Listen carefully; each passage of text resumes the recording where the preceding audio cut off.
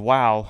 How do I make this game out against the Rams? Was it a good game? Was it a bad game? I don't know. I mean, it was bad in the sense that we lost the game 41-39, so it was a lot better than I thought. I thought this was going to be a really low-scoring game, but it ended up being a high-scoring game, surprisingly. And I guess the comeback was not that bad either. I will give them some credit for trying to make a comeback and almost winning the game. They were really close to actually winning this game, not like the Panthers last year, where they almost made the comeback, but the Panthers ended up pulling away in the fourth quarter. But I mean, they were in the game the whole time, so I guess that was a good thing for the 49ers and what have you. They didn't give up and they tried their best to win their game and what have you, but ended up falling short. So that's kind of disappointing, but hey, what can I say?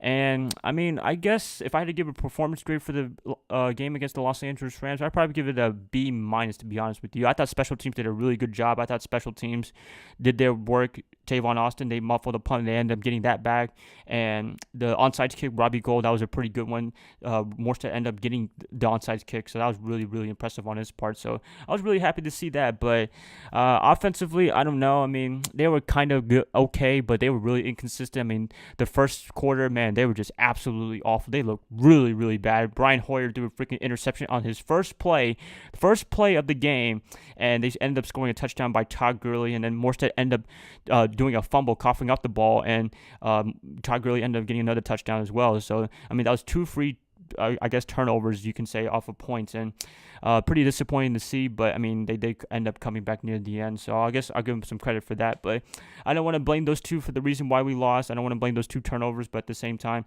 they were pretty much a big factor, I would say, on why the 49ers were down by a lot in the first place. But I don't want to speculate too much. But defensively, they were kind of okay. Defensively, I don't know. They were not as good as they were in the first 2 weeks, but maybe it was a short week, so they had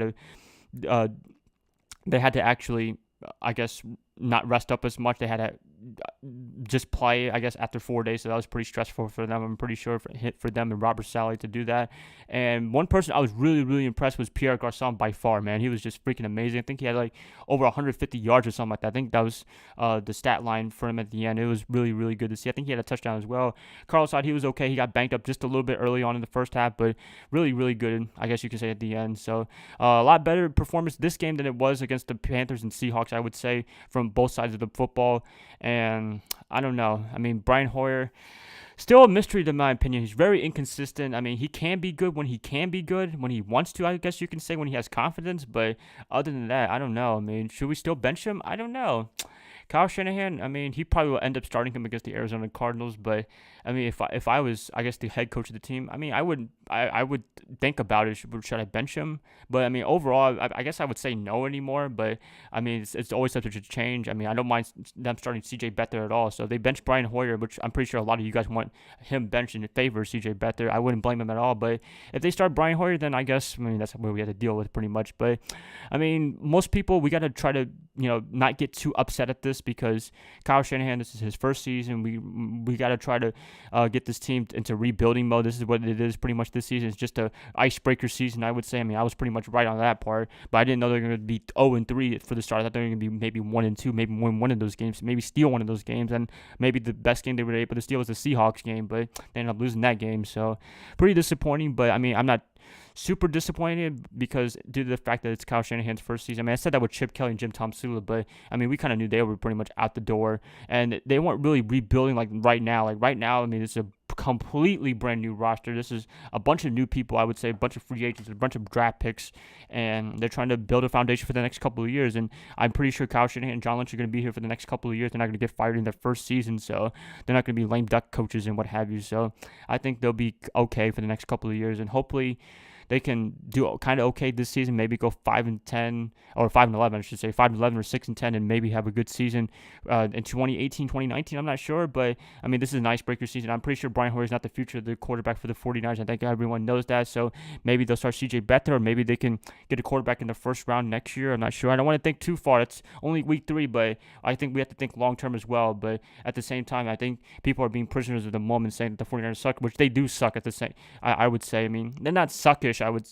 Okay, they're not really suckish, but I mean, at the same time, their win-loss record, it's not really that good. So 0-3, not the best, but I'm really tired, you guys. I'm sorry. It's like 12:45 right now. I'm making this video on East Coast time, and you guys are pretty much on Pacific time. So I would say almost 10 o'clock at night, so you guys are going to be watching this at a pretty good time when most of you guys are about to sleep, but not sleep yet. But it's really, really late on my part, so I'm sorry if I'm starting like crazy. I probably won't even end up editing this video because that's going to take a while if I do that. I don't want to cut off all the uhs and all the you knows and all the starting like crazy. So I'm gonna try my best to not do that as much. I think I did a good job so far. So overall, I'm gonna give a little quick summary.